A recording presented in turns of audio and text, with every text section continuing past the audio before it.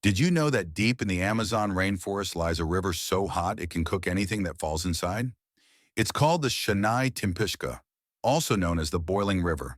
The water can reach temperatures up to 94 Narsorinisharam, just a few degrees below boiling. Local legends say it was created by the breath of a giant serpent spirit, but scientists discovered it's heated by underground geothermal vents, superheating the water as it flows. Animals that fall in, from insects to unlucky mammals, are instantly scalded. So yes, this river isn't just dangerous. It's nature's boiling cauldron. Now you know.